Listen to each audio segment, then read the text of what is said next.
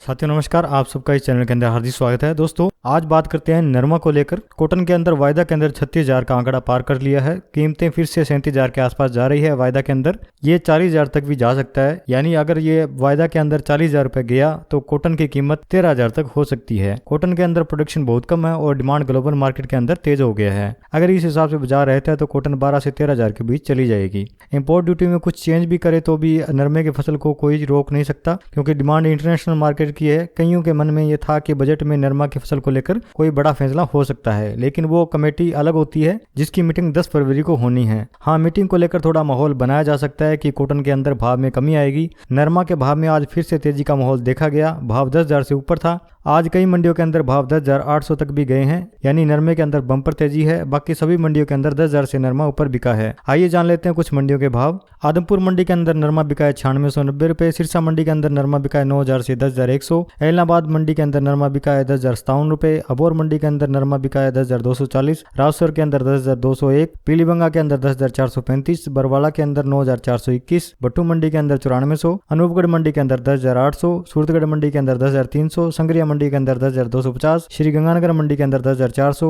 गोलूवाला मंडी के अंदर 10,550। फतेहाबाद मंडी के अंदर 9585। रायसीनगर मंडी के अंदर 10,400। आज ग्वार की बात करें तो ग्वार का भाव 5950 रुपए रहा आदमपुर मंडी के अंदर, और सरसों का भाव रहा 7242 रुपए।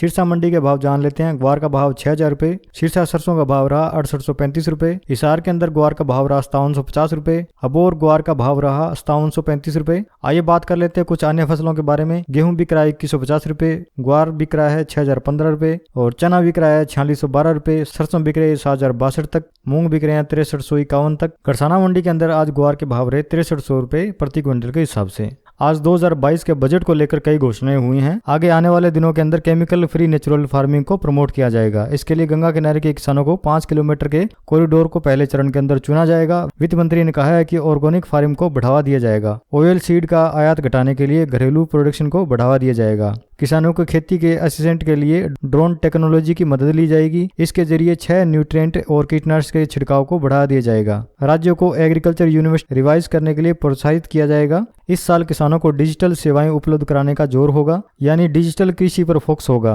किसानों को डिजिटल और हाईटेक सुविधाओं को देने के लिए सरकार पब्लिक यानी पीपीपी पर काम करेगी। एग्रीकल्चर से जुड़े स्टार्टअप को, रूरल एंटरप्राइज को फाइनेंस किया जाएगा जो कि खेती से जुड़े होंगे। किसानों को फल और सब्जियों की सही वैरायटी इस्तेमाल करने के लिए सरकार कंप्रेसिव पैकेज देगी, जिसके अंदर राज्यों की हिस्सेदारी होगी। दावा किया जा रहा है कि डिजिटल एग्रीकल्चर मिशन से किसानों की जिंदगी आसान होगी। उन्हें फसल बेचना, उसका पैसा लेना आसान हो जाएगा। योजनाओं की पहुंच भी किसानों के अंदर आसानी से हो पाएगी और किसानों की फसल का संरक्षण करके किसानों के खातों में 2.37 लाख करोड़ रुपए की एमएसपी ट्रांसफर की जाएगी।